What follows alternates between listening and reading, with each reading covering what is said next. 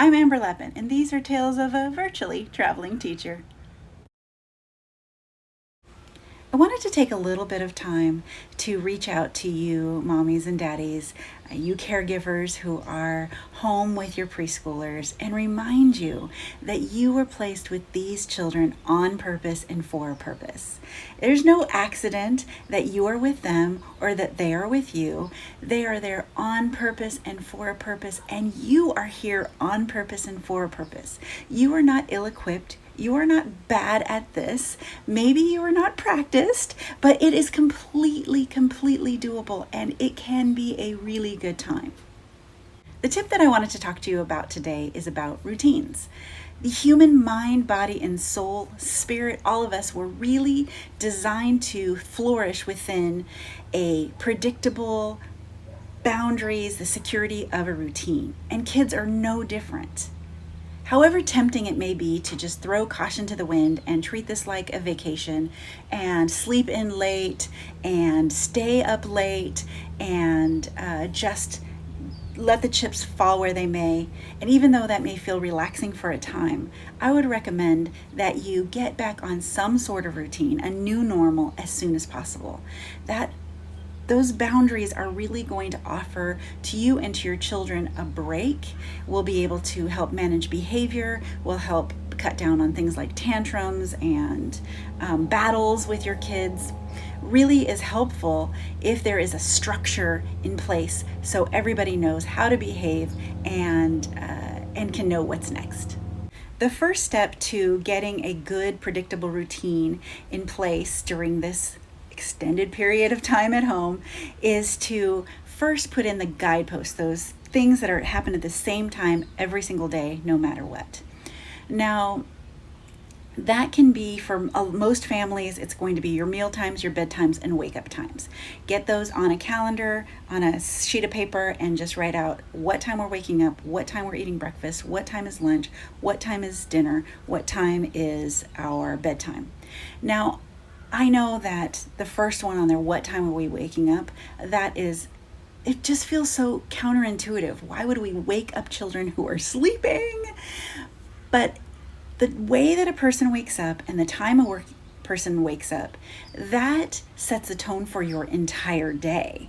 And so if children are waking up to being rudely awakened, or if they're just rolling out of bed hungry and off balance, if you are being woken by your children, you're building conflict into your day and setting that day up for conflict the rest of the day.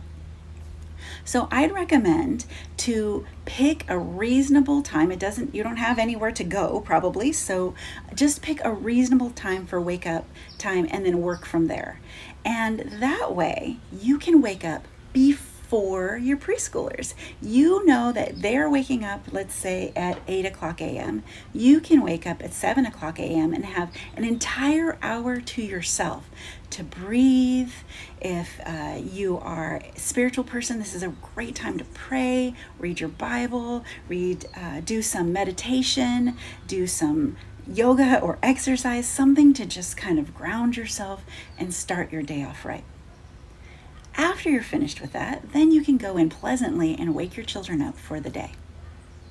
Now that wake up time is important because we want to make sure that children are going to bed at a decent hour at the end of the day. If your children are still napping, which if they're under the age 4 or under, they may still be napping. At preschool, parents will tell us all the time, my kids don't nap. But when they come to preschool, they do nap. There are 2 reasons. One, they really play hard. Preschool is hard work and they get tired. But also we have this routine. This is what we do in a certain order every single day. And their bodies are in rhythm with that and they understand how to go to sleep. So I'll do another video on just nap time itself, but if nap time is part of your routine, I would recommend you build it in about an hour after lunch. So first you have your morning time, What time is breakfast? Do your kids like to play a little bit before they eat, or do they like to eat right away?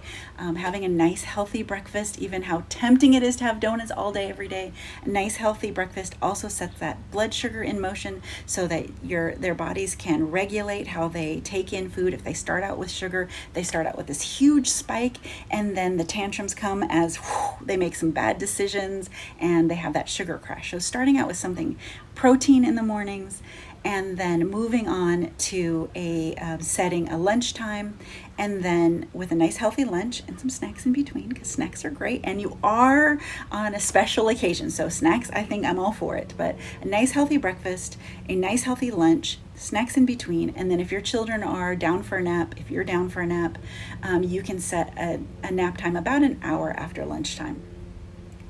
This might also be a time, if your children do not sleep, that you just build in a quiet time. This is everybody goes to their rooms and reads a book for half an hour time, or plays quietly for half an hour, or maybe watches a movie together. But you have a little bit of downtime after lunch to kind of bring the pace of your day down a bit. And then something really nice and active after that, either nap or quiet time.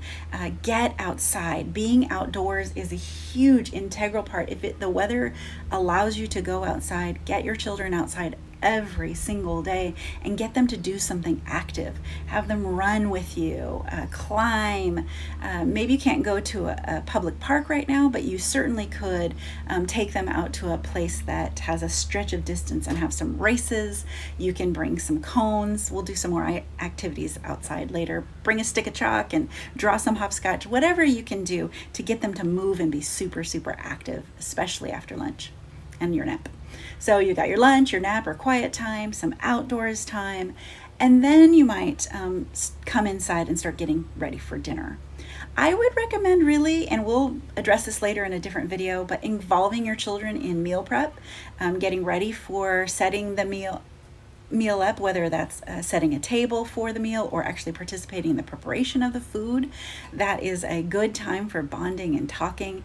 It's also a good time to drag a small table or something into the kitchen so your kids can be busy working in the kitchen as you are preparing your food.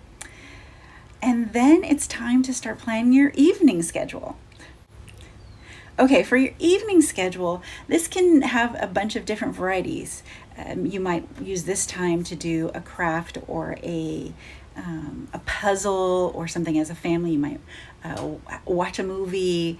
You might, there's a variety of things you can do. I'll put a lot of ideas here, but about an hour before you'd like your children to go to bed, then it's time to start focusing on what you want your evening routine to look like. Now, your evening schedule, the pre-bedtime schedule, doesn't need to be a minute by minute, but as long as you're following that same order and start getting the kids' hearts and minds just ready to lay down and relax, this is a good time for stories, bath. In my family, the kids did really well. They would take a nice bath, a nice warm bath, and when they'd come out and we'd cuddle them up, drying them off and getting their pajamas on and getting cozy, this would be the perfect time to read a book. Sometimes we do it in their beds. Sometimes you can mix it up. You can, if the weather's nice, you could go outside for a quiet story. You could let them come into your bed for a quiet story, or the sofa, or a beanbag chair, or just wherever is nice and cozy, and read your children a book. Now, if you have more than one young child and you can't fit them all in your lap to read, it would be a good idea at least a couple of times a week to read to your children individually so they can have that nice lap time.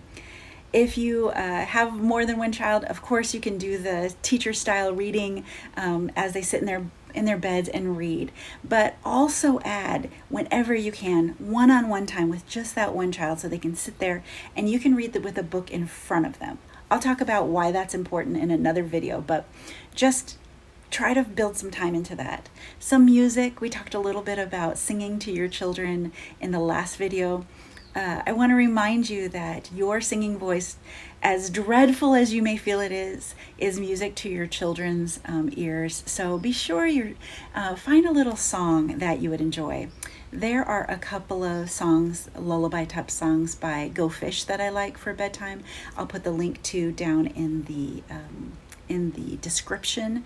On your phones, you just have to click that little button next to the title. There's a little down arrow, and then I'll have all of the description. I always put links down there to everything that I talk about and some extra things too. So you can look down there in the description for that.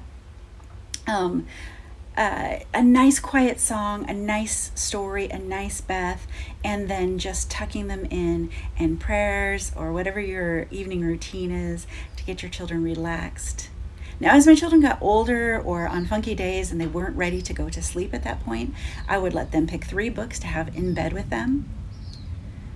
Doctors are really telling us that an iPad for a child in bed is really just not good for their development. So I just want a reminder, I know we're kind of throwing caution to the wind and a lot of the rules are off. In fact, if your child's having more screen time than usual during the day, I'm not judging that. But we do want to take care of our children's sleep cycles, and because that's going to change how they develop, it's going to affect how they behave, that's how they mind you. These are all important things to all of us. And so I would really recommend you not give your children any kind of devices in bed, especially before bedtime, that you would give them some paper books to read, even for you reading aloud to them, some paper books. Now, if you don't have a lot of those, there are a few options, but one of them is you could just make some books or just tell stories, but not having that screen flashing in their eyes and affecting their rhythms is really, really a good point. When you're picking a bedtime, you might choose one that's later than usual so your children sleep in a little bit. That's completely fine. I get that. Again, these are desperate times. But set a time that's earlier enough for you to have at least an hour after your children go to sleep for yourself.